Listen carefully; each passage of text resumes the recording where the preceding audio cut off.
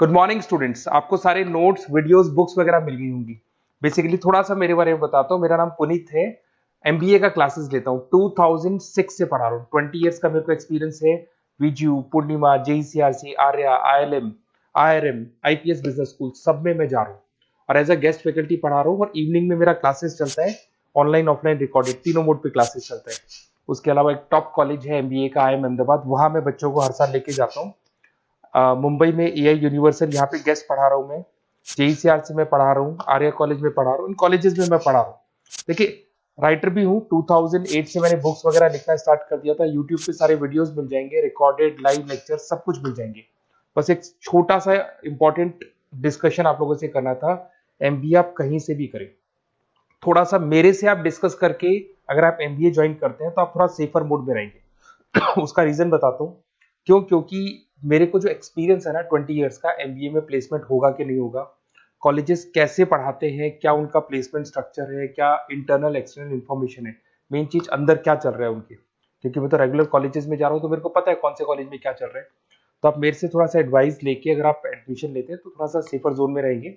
बाकी आपके डिस्टेंस के ऑनलाइन के एडमिशन, मणिपाल हो गया, एमएटी हो गया, ज्ञान विहार हो गया, तो यहाँ भी आपको अवेलेबल हो जाएंगे। तो आप अगर एडमिशन लेते हैं तो प्लीज मेरे से कंसल्ट करना। हो सकता है कि मैं आपको एक बेस्ट कॉलेज बता पाऊं और एक सेफर जोन में लेके जा पाऊं। क्योंकि एडमिशन लेने के बाद बच्चों को लगता है कि यार गलत जगह चले गए। Okay, best of luck. मेरा नंबर आपके पास है। साथ के साथ अगर आपको कोई और क्वेरी चाहिए तो मेरे को व्हाट्सअप करें या कॉल कर सकते हैं। Okay, best of luck. नमस्कार और द डीप डाइव में आपका स्वागत है। नमस्कार आज हमारे पास एक कर्मचारी विकास मैनुअल से जुड़े कुछ दस्तावेज हैं, जी। लेकिन हम इसे किसी एचआर क्लास की तरह नहीं देखेंगे। नहीं, बिल्कुल नहीं। इसे एक पहेली की तरह देखते हैं। सोचिए, ऑफिस में दो लोग हैं। एक है प्रिया, टैलेंटेड है, काम अच्छा करती है, पर उसे समझ नहीं आ रहा कि अगले 5 साल में करियर को कहाँ ले जाना है। एक आम समस्या है। हाँ, वो आगे तो बढ़ना चाहती है, पर रास्ता थोड़ा धुंधला है। और दूसरा है राहुल, जो काम के प्रेशर और डेडलाइन के तनाव से इतना परेशान है कि उसका काम में मन ही नहीं लग रहा। और परफॉर्मेंस गिर रही होगी। बिल्कुल, उसकी परफॉर्मेंस गिर रही है। अब दोनों को मदद चाहिए, पर क्या दोनों को एक ही तरह की मदद चाहिए? ये बहुत ही बढ़िया सवाल है, क्योंकि यहीं पर ज्यादातर कंपनियां और मैनेजर्स गलती कर जाते हैं। अच्छा। हाँ, वो हर समस्या के लिए एक ही समाधान देने की कोशिश करते हैं, जबकि प्रिया को भविष्य का एक नक्शा चाहिए और राहुल को आज के तूफान से निकलने के लिए एक लाइफ जैकेट। और यहीं पर दो बहुत जरूरी लेकिन बिल्कुल अलग अलग कॉन्सेप्ट सामने आते हैं, मेंटरिंग और काउंसलिंग। बिल्कुल। तो आज का हमारा मिशन इसी पहेली को सुलझाना है। हाँ, हम इन दस्तावेजों की मदद से समझेंगे कि मेंटरिंग क्या है, काउंसलिंग क्या है, ये कैसे काम करते हैं, और सबसे जरूरी, इनके बीच का फर्क क्या है। चलिए इसकी परतें खोलते हैं। तो कहाँ से शुरू करें? चलिए मेंटरिंग से शुरू करते हैं, क्योंकि ये प्रिया की जरूरत से जुड़ा है, मतलब भविष्य को संवारना। ठीक है। तो मेंटरिंग, जब मैं नोट्स को पढ़ रहा था तो इसकी सबसे सरल परिभाषा जो मुझे मिली वो ये है कि यह एक विकासात्मक रिश्ता है। विकासात्मक, हाँ, डेवलपमेंटल। हाँ, मतलब ये किसी समस्या को सुलझाने के लिए नहीं, बल्कि किसी के विकास के लिए बनाया गया रिश्ता है। जैसे एक ट्रेनी पायलट और एक अनुभवी कैप्टन का रिश्ता। अच्छा उदाहरण है। कैप्टन खुद प्लेन नहीं उड़ाता, पर वो ट्रेनी को बताता है कि तूफान से कैसे बचना है, सही रास्ते पर कैसे रहना है। बहुत अच्छा उदाहरण है, और इसी में इसकी पहली खासियत छिपी है। मेंटरिंग एक लंबा चलने वाला रिश्ता है। Long term. हाँ, लॉन्ग टर्म। ये कोई 2-4 मुलाकातों का खेल नहीं है। ये महीनों, कभी कभी सालों तक चलता है, क्योंकि विकास में समय लगता है और ये विश्वास पर टिका होता है। और यहीं पर इसका पहला बड़ा अंतर काउंसलिंग से दिखता है। काउंसलिंग अक्सर एक खास मुद्दे को लेकर होती है और कुछ ही हफ्तों में पूरी हो सकती है। तो मतलब एक लंबी दूरी की दौड़ है और दूसरी 100 मीटर की स्प्रिंट। बिल्कुल। अब यहाँ पर एक बात दिलचस्प हो जाती है। इन दस्तावेजों में मेंटरिंग के कई प्रकार बताए गए हैं। एक तो है फॉर्मल मेंटरिंग, जहाँ कंपनी बाकायदा एक प्रोग्राम बनाती है, मेंटोर और मेंटी को मिलाती है। हाँ, एचआर की तरफ से। और दूसरी है इनफॉर्मल मेंटरिंग, जो अक्सर पानी की मशीन के पास या लंच टेबल पर अपने आप शुरू हो जाती है। हाँ, और इनफॉर्मल मेंटरिंग कई बार ज्यादा असरदार होती है। क्यों? क्योंकि वो जरूरत और केमिस्ट्री से पैदा होती है, किसी एचआर पॉलिसी से नहीं। सही बात है। इसी में एक और प्रकार है पीयर मेंटरिंग, जहां एक ही लेवल के दो लोग एक दूसरे को मेंटोर करते हैं। मान लीजिए सेल्स टीम का कोई सदस्य मार्केटिंग वाले को सेल्स की बारीकियां सिखा रहा है। और बदले में उससे मार्केटिंग स्ट्रैटेजी सीख रहा है। एग्जैक्टली ये टीम वर्क को एक नए लेवल पर ले जाता है। लेकिन एक प्रकार है जिसने मेरा ध्यान सबसे ज्यादा खींचा, रिवर्स मेंटरिंग। ओ हाँ, ये सोचिए कितनी कमाल की है कि सीखने की कोई एक दिशा नहीं होती। यहाँ एक जूनियर कर्मचारी किसी सीनियर एग्जीक्यूटिव को सोशल मीडिया या नई टेक्नोलॉजी के बारे में सिखाता है। हाँ, या फिर आज की पीढ़ी की सोच के बारे में। पर यहाँ मेरे मन में एक सवाल आता है। ये सुनने में तो बहुत अच्छा लगता है, पर क्या ये असल में काम करता है? मतलब क्या एक सीनियर मैनेजर एक 25 साल के युवा की बात उतनी ही गंभीरता से लेगा, खासकर हमारे जैसे कल्चर में? ये बहुत ही प्रैक्टिकल सवाल है और इसका जवाब है ये तभी काम करता है जब सीनियर लीडर का दिमाग खुला हो और उसमें सीखने की सच्ची इच्छा हो।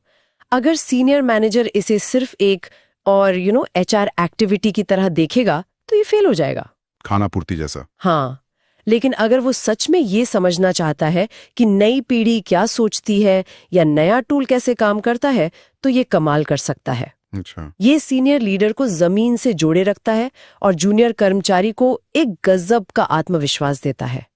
तो ये कल्चर बदलने वाला कदम हो सकता है अगर इसे सही नीयत से किया जाए। मतलब नियत और खुले दिमाग का खेल है। बिल्कुल। तो मेंटोर की भूमिका सिर्फ सलाह देने वाले की नहीं है, वो एक रोल मॉडल है, एक गाइड है, एक साउंडिंग बोर्ड है। साउंडिंग बोर्ड, हाँ, जहां आप अपने आइडियाज बिना जजमेंट के डर के उछाल सकते हैं। सही। बिल्कुल। मुझे याद है मेरे एक क्लाइंट ने बताया था कि उसके मेंटोर ने उसे कभी सीधा जवाब नहीं दिया। ओह। जब भी वो कोई समस्या लेकर जाता तो मेंटोर कहता, अगर मैं तुम्हारी जगह होता तो शायद इस तरह सोचता या इन 3 बातों पर ध्यान देता। अब तुम बताओ तुम क्या करोगे। वाह। इस एक सवाल ने उसे खुद सोचना और अपने फैसले लेना सिखा दिया। ये होता है असली सपोर्ट, किसी को बैसाखी देना नहीं बल्कि उसे अपने पैरों पर खड़ा होना सिखाना। ये बहुत गहरी बात है। तो अगर हम इसके फायदों को देखें तो मेंटी के लिए करियर में स्पष्टता आती है, आत्मविश्वास बढ़ता है। लेकिन यहाँ एक और बड़ा फायदा है, शायद सबसे बड़ा। मेंटरिंग आपको उन गलतियों से बचाता है जो आपको पता भी नहीं कि आप करने वाले हैं। हाँ, बिल्कुल। एक अच्छा मेंटोर आपको वो गड्ढे दिखा देता है जिनमें आप गिरने वाले थे। ये भविष्य की समस्याओं का एक तरह से प्री सॉल्यूशन है। बहुत सही कहा। और मेंटोर के लिए भी ये फायदेमंद है। उससे लीडरशिप का अनुभव मिलता है, नई पीढ़ी की सोच समझ में आती है और पढ़ाने से आपकी अपनी समझ भी ज्यादा साफ होती है। बिल्कुल। लेकिन इसमें एक चुनौती भी है, जैसा कि आपने पहले इशारा किया था। अगर फॉर्मल मेंटरिंग प्रोग्राम को ठीक से मैनेज ना किया जाए तो ये बस एक खाना पूर्ति बन के रह जाता है। एचआर डिपार्टमेंट सिर्फ 2 लोगों के नाम एक एक्सेल शीट में मिला देता है, लेकिन असल में कोई रिश्ता बनता ही नहीं। सही मैच मेकिंग, मतलब सही गुरु और शिष्य को मिलाना और फिर उसे ट्रैक करना बहुत जरूरी है। तो मेंटरिंग का पूरा फोकस भविष्य बनाने पर है, प्रिया को करियर का ग्राफ ऊपर ले जाने में मदद करने पर है। हाँ। लेकिन क्या हो जब आपका आज ही इतना मुश्किल हो कि भविष्य के बारे में सोचना मुमकिन ना लगे? जैसे राहुल की स्थिति, वो तनाव में है, परेशान है। यहीं पर शायद तस्वीर में काउंसलिंग आती है। आपने बिल्कुल सही जगह पर कहानी को मोड़ा है। जब वर्तमान में कोई भावनात्मक या मानसिक बाधा आ जाए जो आपके काम और जीवन पर असर डाल रही हो, तब काउंसलिंग की जरूरत पड़ती है। इसकी परिभाषा है, ये एक प्रोफेशनल मदद है जहां एक प्रशिक्षित काउंसलर किसी व्यक्ति को उसकी व्यक्तिगत या काम से जुड़ी समस्याओं को समझने और सुलझाने में मदद करता है। तो ये राहुल के लिए है? हाँ, ये राहुल के लिए है जो एक भावनात्मक उलझन में फंसा है। और इसकी खासियतें मेंटरिंग से एकदम उल्टी हैं। ये आमतौर पर शॉर्ट टर्म होती है। हाँ। इसका फोकस किसी एक खास समस्या को सुलझाने पर होता है, जैसे तनाव, काम का दबाव या किसी सहकर्मी से विवाद। हाँ, और सबसे जरूरी, ये पूरी तरह से गोपनीय यानी कॉन्फिडेंशियल होती है। ये पॉइंट सबसे ज्यादा जरूरी है। क्यों? इसी भरोसे पर काउंसलिंग टिकी होती है। मेंटरिंग में आप अपने करियर की बातें करते हैं जो शायद आप अपने मैनेजर से भी शेयर कर लें, लेकिन काउंसलिंग में आप अपनी उन परेशानियों की बात करते हैं जो आप किसी से नहीं कह पाते। इसका मुख्य ध्यान भावनात्मक समर्थन और मानसिक कल्याण पर होता है।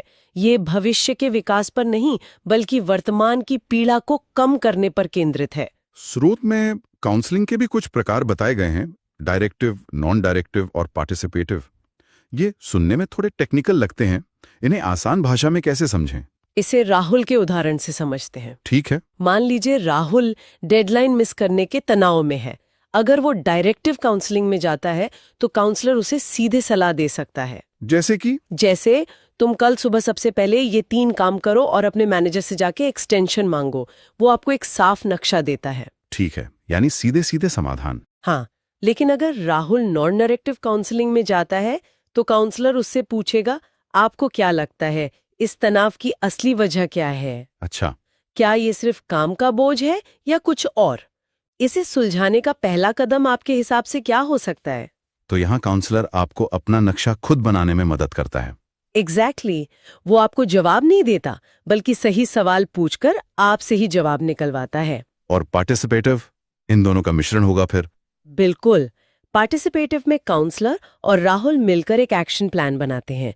चलो हम मिलकर देखते हैं कि तुम्हारे काम को प्राथमिकता कैसे दी जाए और मैनेजर से बात करने का सबसे सही तरीका क्या हो सकता है। ज्यादातर अच्छी काउंसलिंग इसी पार्टिसिपेटिव मॉडल पर काम करती है। अब ये बिल्कुल साफ हो गया। तो काउंसलिंग एक संरचित प्रक्रिया है। हाँ, एक प्रॉपर प्रोसेस है। समस्या को पहचानना, उसके बारे में बात करना, समाधान खोजना और फिर फॉलो अप करना। और जब किसी कंपनी में कर्मचारियों को इस तरह का सपोर्ट मिलता है तो इसके फायदे भी साफ दिखते होंगे। लोग काम से कम छुट्टियां लेते होंगे, उनका मनोबल बढ़ता होगा। बिल्कुल, अनुपस्थिति कम होती है, मनोबल बढ़ता है, और जब कोई मानसिक रूप से शांत होता है तो उसकी प्रोडक्टिविटी अपने आप बढ़ जाती है। सही। लेकिन इसका सबसे बड़ा फायदा है एक ऐसा कल्चर बनाना जहां कर्मचारी को लगता है कि कंपनी सिर्फ उसके काम की नहीं बल्कि उसकी भी परवाह करती है। ये विश्वास पैदा करता है। हाँ। आज के तनाव भरे माहौल में एक स्वस्थ कर्मचारी ही एक उत्पादक कर्मचारी हो सकता है। तो अब हमने दोनों को अलग अलग समझ लिया है। मेंटरिंग जो भविष्य के लिए है और काउंसलिंग जो वर्तमान के लिए है। चलिए अब एक सीधी तुलना करते हैं ताकि हमारे श्रोताओं के मन में कोई कंफ्यूजन ना रहे। जरूर। अगर हम 5 मुख्य पैमानों पर इन्हें देखें तो तस्वीर एकदम साफ हो जाती है। पहला है उद्देश्य। ओके। मेंटरिंग का उद्देश्य है करियर का विकास और क्षमता का निर्माण, और काउंसलिंग का उद्देश्य किसी खास समस्या का समाधान और भावनात्मक राहत। बिल्कुल। दूसरा है अवधि। मेंटरिंग, जैसा हमने कहा, एक लंबा चलने वाला रिश्ता है, लॉन्ग टर्म। और काउंसलिंग एक छोटी सीमित समय की प्रक्रिया है जो कुछ सेशन में खत्म हो सकती है। ठीक है। तीसरा और सबसे महत्वपूर्ण है फोकस। मेंटरिंग का फोकस विकास और प्रगति पर होता है, भविष्य की संभावनाओं पर। हाँ, इसके उलट काउंसलिंग का फोकस भावनात्मक और व्यक्तिगत मुद्दों पर होता है जो अभी परेशानी दे रहे हैं। चौथा है संबंध की प्रकृति। मेंटरिंग में रिश्ते की बुनियादी विकास पर टिकी होती है। सवाल ये नहीं होता कि आज क्या समस्या है, बल्कि ये होता है कि आज से 1 साल बाद आप खुद को कहाँ देखना चाहते हैं। हाँ, ये आगे की ओर देखने वाला रिश्ता है। जबकि काउंसलिंग में रिश्ता सहारा देने वाला होता है, सपोर्टिव। हाँ, सपोर्टिव। उसका मकसद उस मुश्किल घड़ी में आपको संभालना है। और आखिरी पैमाना, आखिरी है इनकी प्रकृति। मेंटरिंग भविष्य उन्मुख है, आप कल कहाँ पहुंचना चाहते हैं, और काउंसलिंग वर्तमान समस्या उन्मुख है, आप आज किस तकलीफ से गुजर रहे हैं। बिल्कुल। तो कुल मिलाकर इसे ऐसे समझ सकते हैं कि मेंटरिंग प्रिया को भविष्य की उड़ान के लिए तैयार करने जैसा है, उसे पंख देने जैसा। जबकि काउंसलिंग राहुल के रास्ते में आए किसी कांटे या बाधा को हटाने में मदद करने जैसा है। ये एकदम सटीक उपमा है।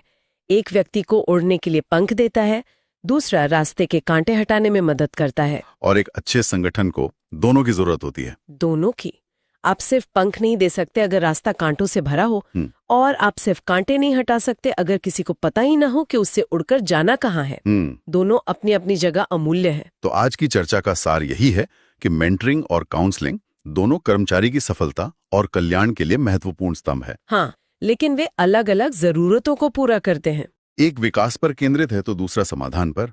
एक भविष्य के लिए है तो दूसरा वर्तमान के लिए। और ये समझना संगठनों और व्यक्तियों दोनों के लिए जरूरी है ना? बिल्कुल, संगठनों के लिए ताकि वो सही तरह के सहायता कार्यक्रम बना सकें, और व्यक्तियों के लिए ताकि वे ये जान सके कि उन्हें अपनी जरूरत के हिसाब से किस तरह का समर्थन मांगना चाहिए, कि उन्हें एक मेंटोर की जरूरत है या एक काउंसलर की। हाँ। आज की चर्चा समाप्त करने से पहले श्रोताओं के लिए एक विचार छोड़ जाते हैं।